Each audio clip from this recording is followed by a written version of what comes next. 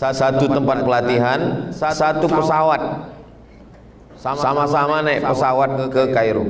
Tapi bukan ini yang menyuruh saya mencuri selimut pesawat itu, bukan.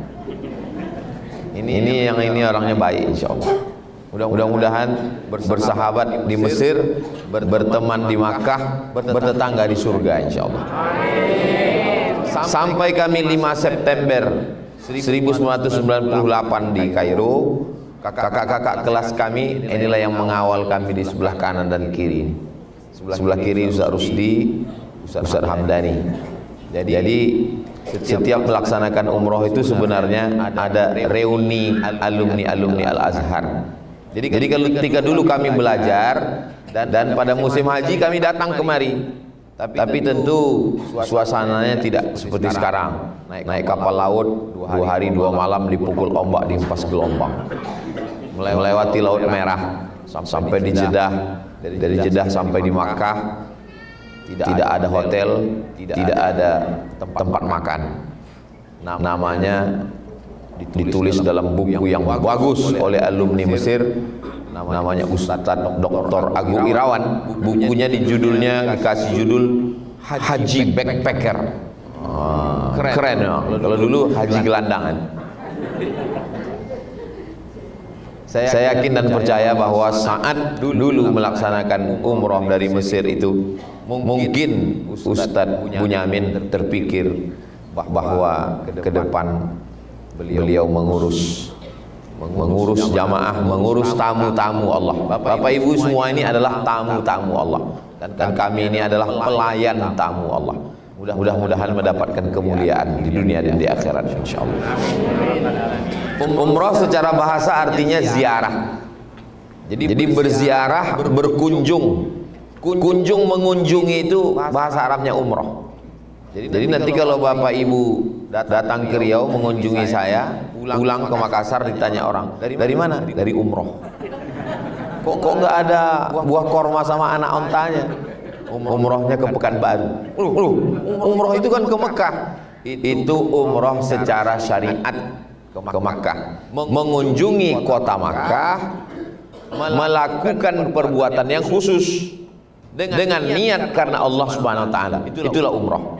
Jadi kalau hanya sekedar mengunjungi secara bahasa itu umroh. Tapi umroh menurut syariat Islam adalah mengunjungi Baitullah dengan melakukan amal khusus. Itulah dia amal khusus, tawaf mengelilingi Ka'bah, sa'i dari Safa ke Marwah. Jadi jangan nanti ada yang pulang lalu mengelilingi Masjid Kubah 1000. Itu tidak umroh namanya. Atau mengelilingi tiang listrik. Ini hanya bisa kita lakukan di kota suci Makkah Al-Mukarramah. Berapa banyak orang-orang tua kita dulu seumur hidupnya tidak pernah melihat Ka'bah, hanya melihat lukisan gambar Ka'bah, itu pun di rumah tetangga waktu Idul Fitri, sampai akhirnya meninggal dunia tak pernah melihat Ka'bah sama sekali. Jadi saya selalu bertanya ke jamaah, apa kesan Bapak pertama kali melihat Ka'bah? Oh, Masya Allah Ustaz, saya sangka Ka'bah itu hitam, rupanya kiswahnya yang hitam, di baliknya ada batu rupanya. Apa kesan Ibu? Saya sangka dulu Ka'bah itu hitam, nggak ada tulisannya, rupanya ada tulisannya setelah saya dekati, Pak Ustaz. Apa kesan Bapak? Kata orang katanya mencium Hajar Aswad itu berdesak-desakan. Tapi tadi waktu saya mencium itu tidak ramai, Pak Ustaz. Rupanya yang diciumnya rukun Yamani. Seperti Bapak ini. Jadi punya pengalaman macam-macam. Ini ibadah yang dirindukan Rasulullah SAW. Nabi pindah dari kota Makkah ini ke kota Al-Madinah Al-Munawwarah. Tahun pertama, tahun kedua, tahun ketiga, tahun keempat, tahun kelima, tahun keenam baru datang sahabat. Ya Rasulullah, ya kami mimpi. Apa mimpinya? Mimpi tadi malam melihat rasanya kita pergi ke Makkah, masuk tawaf, sa'i, tahallul. Kata Nabi, ini adalah kiriman dari Allah, berarti kita mesti masuk Makkah tahun ini. Bapak Ibu bisa bayangkan 6 tahun setelah 6 tahun barulah pergi. Tapi begitu mau masuk kota Makkah dicegat di satu tempat namanya Hudaybiyah. Gagal umrah tahun ke-6. Jadi kalau ada Bapak Ibu hari ini bisa sampai ke Makkah, bisa sholat di Masjidil Haram, bisa melaksanakan tawaf, sa'i dan umrah, maka ini nikmat yang besar, kita ucapkan alhamdulillah. Itulah mengapa keliling itu kita mengatakan subhanallah walhamdulillah, subhanallah walhamdulillah. Kita bersyukur kepada Allah. Kita mungkin menganggap ini biasa-biasa saja. Kalau mau melihat ini luar biasa, pergilah ke rumah sakit, melihat di ruang ICU atau ada orang yang melelehkan air mata. Kenapa menangis? Karena mau umroh, duit sudah cukup, tiba-tiba sakit. Kenapa menangis? Duit sudah cukup, badan sehat, tiba-tiba mati. Orang mati tak bisa menangis, Pak Ustadz. Orang kalau sudah tercapai yang dia inginkan, dia lalu lupa sebelumnya. Jadi kalau mau tahu nikmatnya umroh ini, tanyalah sama orang yang belum pernah umroh, yang kepingin umroh. Itu luar biasa keinginannya. Kita yang sudah sampai merasa ini biasa-biasa saja, padahal ini adalah sesuatu yang luar biasa. Ini tausiah terakhir saya, bukan setelah ini mati. Tausiah terakhir. Tapi kalau mati bisa juga, kita tak tahu. Ini tausiah terakhir. Habis zuhur nanti kami akan pulang. Nah, jadi kata Ustaz Bunyamin, nanti sebelum Ustaz pulang kita ketemu dengan jamaah. Bayangan saya jamaah yang mau dijumpai ini 10 orang. Rupanya ramai, Masya Allah, sampai 30 bis, karena kopernya beranak. Kenapa orang Sulawesi Selatan itu kalau pergi umroh kopernya jadi banyak, Ustaz Bunyamin? Karena mereka hobi belanja, Ustaz. Kenapa mereka hobi belanja? Karena pulang nanti mereka berbagi kepada tetangga. Oh, begitu, baru saya paham. Rupanya orang Sulawesi Selatan itu kalau dia pergi ke Makkah, ke Madinah, dia beli itu semua bukan untuk dia, tapi untuk orang. Inilah yang nikmat besar, idkhalus surur fi qulubil mu'minin, menyenangkan hati orang. Menyenangkan hati orang, membahagiakan orang. Ini nikmat yang luar biasa. Jadi Bapak Ibu bisa membahagiakan orang. Kata Nabi kepada Sayyidatuna Aisyah, ittaqin nar walau bisyikki tamrah. Sebelah kurma, ada kurma satu, makan sebelah ke dia. Tapi jangan gara-gara ini betul-betul sebelah nanti. Tiba-tiba tamu yang datang ke rumah di Makassar semua dapat sebelah. Pas ditanya kenapa sebelah, kata Ustaz Abdul Somad, cukup sebelah aja. Saya yang kena nanti. Lebih banyak, lebih bagus. Tapi kalau sampai memudaratkan, darul mafasid muqaddam ala jalbil masalih. Menolak mudarat lebih diutamakan daripada mengambil maslahat. Ibu bapak sekalian, selama di tanah suci ini masih berapa hari lagi, Ustaz? Ya? 3 hari lagi. 3 hari lagi berarti masih ada kesempatan luar biasa menikmati sholat iktikaf malam, berangkat jam 2, jam 3 ke Masjidil Haram. Ada jamaah ini berangkat jam 1 ke Masjidil Haram. Pas ditanya, "Loh, Bapak kok cepat sekali berangkat?"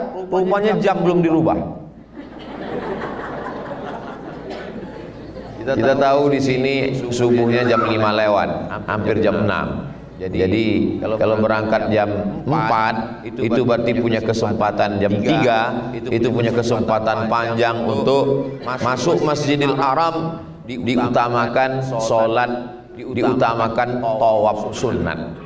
Pilihannya 2. Kalau mampu tawaf sunat, kalau tidak mampu sholat sunat tahiyatul masjid. Habis sholat sunat tahiyatul masjid, sholat sunat taubat. Habis sholat sunat taubat, habis sholat sunat tahiyatul masjid, sholat sunat wudu. Nabi memanggil Bilal, sami'tu daffana 'alaika baina yadayya fil jannah. Aku dengar suara gesekan sendalmu di dalam surga. Apa amalmu, Bilal? Kata Bilal, aku tidak pernah meninggalkan sholat sunat setelah wudhu. Selama ini kita sudah tahu, sekarang punya kesempatan yang panjang. Banyak orang yang masuk Masjidil Haram bingung, dia tidak tahu apa yang mau dia lakukan. Sampai Masjidil Haram, sholat sunat 2 rakaat, habis itu duduk menganga, menengok orang. Habis itu keluar handphone, foto sana, foto sini, foto sini. Bingung, nggak tahu dia apa yang mau dia buat. Masuk sholat sunat tahiyatul masjid, habis itu sholat sunat wudu, habis itu sholat sunat taubat, habis itu sholat sunat tahajud. Sholat sunat tahajud 8 rakaat. Tapi kalau kita baca Imam Ahmad bin Hanbal, Imam Hambali punya anak namanya Abdullah. Anak Imam Ahmad bin Hanbal ditanya, Abdullah, iya, kamu anak Imam Ahmad bin Hanbal? Betul. Bapakmu itu sholat malamnya berapa rakaat? Kata Abdullah, anak Imam Ahmad bin Hanbal, bapak saya sholat malamnya salasami'ati rakaat, 300 rakaat. Jadi kalau ada di antara bapak ibu yang tegak ruku sujud, tegak ruku sujud, tegak ruku sujud, manfaatkan 1 rakaatnya 100.000 rakaat di Masjid Istiqlal, di Masjid Agung, di Masjid Markas Islami Makassar Ujung Pandang. Jadi kesempatan yang luar biasa ini, manfaatkan, memperbanyak solat sunat. Kenapa orang solat sunat itu berpindah-pindah, pindah tempat ini, pindah tempat ini, pindah tempat ini? Karena semua tempat-tempat sujud itu akan menjadi saksi di hadapan Allah Subhanahu wa Ta'ala. Kadang orang habis selesai solat sunat pindah. Saya memang selama di Masjidil Haram sering pindah, Pak Ustaz. Kenapa? Diusir polisi. Roh, haji, tarik.